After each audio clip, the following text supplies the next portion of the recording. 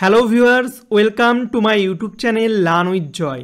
তো আজকের ভিডিওতে আমি তোমাদেরকে মাধ্যমিক টেস্ট পরীক্ষা ইতিহাসের সাজেশান দেব এবং এই ভিডিওতে তোমাদের আমি 8 নম্বরের কি বড় প্রশ্ন পরীক্ষা আসবে সেগুলো বলে দেব এবং ভিডিও শেষে বলে দেব তোমরা মাত্র একটা প্রশ্ন পড়েই কিন্তু 8 নম্বরের এই প্রশ্নটা কিন্তু কমন পেয়ে যাবে। জাস্ট একটা প্রশ্ন, কি প্রশ্ন সেটা আমি ভিডিও শেষে বলবো। তো অবশ্যই তোমরা ভিডিওটি শেষ পর্যন্ত দেখবে, না হলে কিন্তু তোমরা বুঝতে পারবে না। তো দেখো, তোমাদের 8 নম্বরের পরীক্ষায় টোটাল 3টে প্রশ্ন থাকে, এর মধ্যে থেকে মাত্র একটি প্রশ্নের উত্তর করতে হয় এবং এই একটা প্রশ্নে কিন্তু সহজেই কমন পাওয়া যায়। তো তোমাদের ইতিহাসে 8টা অধ্যায় আছে, এর মধ্যে অধ্যায় 1 থেকে কোনো 8 নম্বরের প্রশ্ন থাকে না, অধ্যায় 8 থেকেও কোনো 8 নম্বরের প্রশ্ন দেয় না। তোমাদের এই অধ্যায় 2 আর 3 এই দুটো চ্যাপ্টারের মধ্যে যে কোনো একটা থেকে একটা প্রশ্ন থাকে 8 নম্বরের, 4 ও 5 থেকে যে কোনো একটা অধ্যায় থেকে একটা প্রশ্ন থাকবে, 6 এবং 7 এই দুটো অধ্যায়ের মধ্যে যে কোনো একটা থেকে একটা প্রশ্ন থাকবে। টোটাল এই 3টে প্রশ্ন থাকবে এবং এর মধ্যে থেকে তোমাদের মাত্র একটা প্রশ্নের উত্তর করতে হবে। তা আমি প্রথমে প্রতিটি অধ্যায় থেকে কি 8 নম্বরের প্রশ্ন আসতে পারে সেগুলো তোমাদেরকে বলে দেব এবং ভিডিও শেষে তোমাদের বুঝিয়ে দেবো তোমরা কিভাবে একটা প্রশ্ন পড়লেই 8 নম্বরের প্রশ্নের উত্তরটা করতে পারবে। তো দেখো, প্রথমে তোমাদের অধ্যায় 2, এইখান থেকে তোমরা কি 8 নম্বরের প্রশ্ন পড়বে সেটা দেখে নাও। তো অধ্যায় 2 কিন্তু এবছরের জন্য ভীষণ গুরুত্বপূর্ণ, এখান থেকে একটা প্রশ্ন আসার সম্ভাবনা কিন্তু এই বছর আছে। তো দেখো, প্রথমটা বলছে 19 শতকের প্রথমার্ধে সতীদাহ প্রথা বিরোধী প্রচেষ্টাগুলির পরিচয় দাও আর রামমোহন রায় কিভাবে সতীদাহ প্রথা বিরোধী আন্দোলনকে সাফল্যমণ্ডিত করেন, এবং এটা মাধ্যমিক 2020 সালেও এসেছে। তারপরে শিক্ষা বিস্তারে প্রাচ্যবাদী ও পাশ্চাত্যবাদী বিতর্ক কি, উচ্চশিক্ষার বিকাশে কলকাতা বিশ্ববিদ্যালয়ের ভূমিকা আলোচনা করো। তারপরে 3 হচ্ছে বাংলার নবজাগরণ বলতে কি বোঝায়, এই নবজাগরণের সীমাবদ্ধতাগুলি কি। তারপর হচ্ছে 19 শতকে বাংলায় ধর্ম সংস্কার আন্দোলনে রামকৃষ্ণদেবের ভূমিকা সংক্ষেপে আলোচনা করো। 5 হচ্ছে বিদ্যাসাগরের নেতৃত্বে বিধবা বিবাহ আন্দোলনের সংক্ষিপ্ত বিবরণ দাও আর বিদ্যাসাগর কতটা সাফল্য অর্জন করেছিলেন। তারপরে হচ্ছে 19 শতকের বাংলায় সমাজ সংস্কার আন্দোলনে ব্রাহ্ম সমাজগুলির ভূমিকা কি ছিল। তো এই প্রশ্নটা ভীষণ কিন্তু ইম্পর্টেন্ট, তোমরা ভালো করে পড়বে এবং এই 5-এর এই দুটো প্রশ্ন কিন্তু ভেরি ভেরি ইম্পর্টেন্ট। সবগুলোই ইম্পর্টেন্ট কিন্তু 5 আর 6-এরটা বেশি ইম্পর্টেন্ট। তারপর অধ্যায় 3, এখান থেকে তেমন প্রশ্ন আসে না, কিন্তু নীল বিদ্রোহের কারণ, ফলাফল আর গুরুত্ব এটা কিন্তু ইম্পর্টেন্ট, কোনো বছর আসে না, তাই এবছর কিন্তু তোমাদের আসতে পারে। এরপরে অধ্যায় 4 থেকে তোমরা যেগুলো পড়বে সেটা হচ্ছে 1857 খ্রিস্টাব্দের মহাবিদ্রোহ, এটা মহাবিদ্রোহ হবে, মহাবিদ্রোহের প্রকৃতি ও চরিত্র, ভেরি ভেরি ইম্পর্টেন্ট, তোমরা এটা 3টে স্টার দিয়ে রাখো। তারপরে 19 শতকে লেখায় ও রেখায় এর মাধ্যমে কিভাবে জাতীয়তাবাদের আগমন ঘটেছিল, ঠিক আছে, বা একটু ভুল আছে ঠিক করে নেবে। তারপরে সভা সমিতির যুগ বলতে কি বোঝায়, 19 শতকের বাংলায় রাজনৈতিক চেতনার বিকাশে হিন্দু মেলার কিরূপ অবদান ছিল। তো এই 3টে প্রশ্ন পড়লেই তোমাদের হবে। এর মধ্যে মহাবিদ্রোহটা কিন্তু ভীষণ গুরুত্বপূর্ণ এবং এই 2-এরটাও কিন্তু ইম্পর্টেন্ট প্রশ্ন তোমাদের জন্য আছে। তারপরে অধ্যায় 5 থেকে যেগুলো পড়বে সেটা হচ্ছে মানুষ, প্রকৃতি ও শিক্ষার সমন্বয় বিষয়ে রবীন্দ্রনাথের চিন্তার সংক্ষিপ্ত পরিচয়, ঔপনিবেশিক বাংলায় বিজ্ঞান ও কারিগরি শিক্ষার বিকাশের সংক্ষিপ্ত পরিচয় দাও।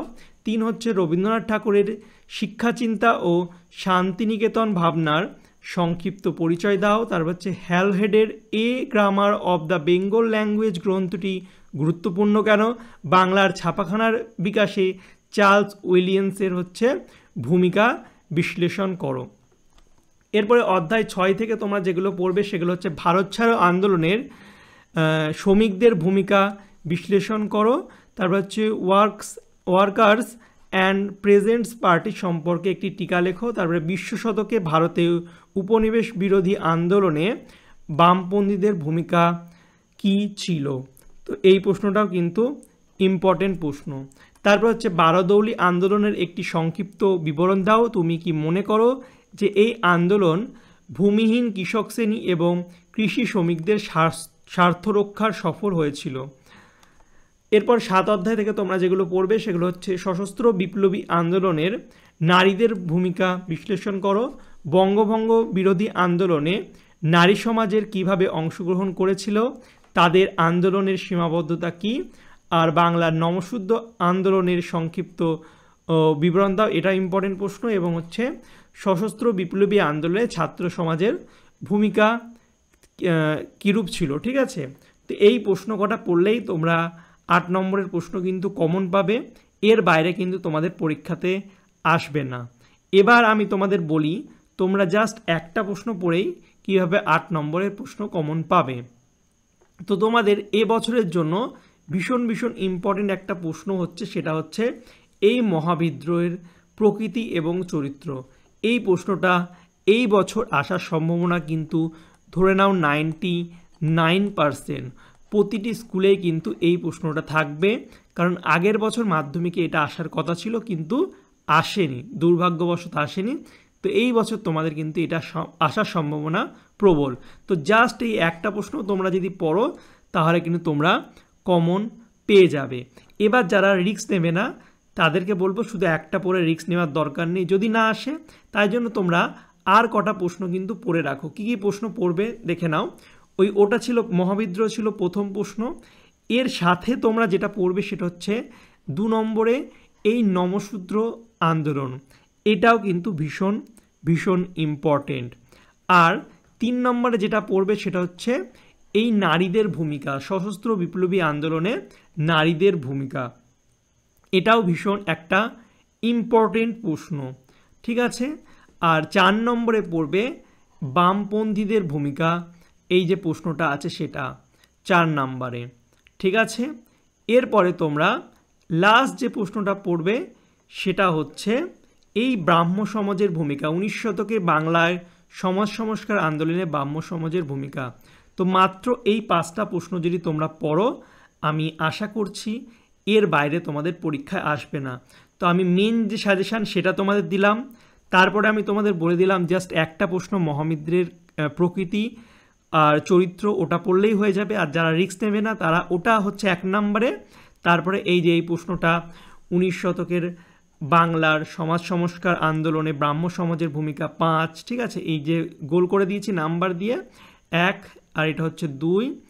ঠিক আছে, এই 3, 4, 5 এই 5টা প্রশ্ন তোমরা যদি পড়ো তাহলে কিন্তু এর মধ্যেই তোমরা 8 নম্বরের প্রশ্ন কমন পেয়ে যাবে একদম চোখ বুঝে। তো ভালো করে তোমরা প্রশ্নগুলো পড়ো। প্রথমে হচ্ছে মহাবিদ্রের কারণটা পড়ো, তারপরে যে 5টা প্রশ্ন দাগালাম সেগুলো পড়ো। এগুলো যদি হয়ে যায় সময় থাকে তাহলে তোমরা বাদবাকি প্রশ্নগুলো পড়ো। আমি আশা করছি তোমরা পরীক্ষায় এর মধ্যেই কিন্তু কমন পাবে। আর তোমাদের কী রকম সাজেশান লাগবে আমাকে কমেন্ট করে জানাবে, আমি তাহলে তোমাদের জন্য সেই রকম ভিডিওই বানিয়ে দেবো। আর যারা এখনও হোয়াটসঅ্যাপ গ্রুপে জয়েন করোনি ডিসক্রিপশান বক্সে লিঙ্ক দেওয়া আছে, সেখান থেকে আমার মাধ্যমিকের হোয়াটসঅ্যাপ গ্রুপে জয়েন হয়ে যাবে। যদি লিঙ্কটা তোমাদের কাজ না করে, অনেক সময় হোয়াটসঅ্যাপ হচ্ছে এখন আপডেট দিয়েছে, যদি কাজ না করে তাহলে লিঙ্কটা এক কাজ করবে, তোমরা কপি করে তোমাদের হোয়াটসঅ্যাপে যে কোনো ফ্রেন্ডকে সেন্ড করবে এবং ওখান থেকে কিন্তু তোমরা জয়েন হতে পারবে। তো এইটুকু করে দেখবে। অনেকে কমেন্ট করছিল যে গ্রুপে জয়েন হতে পারছি না লিঙ্কের সাহায্যে, তো এটা করবে, দেখবে তোমরা ইজিলি জয়েন হয়ে যাবে। তো চলো বাই, দেখা হবে তোমাদের সঙ্গে পরের একটা ভিডিওতে। Thank you for watching my videos.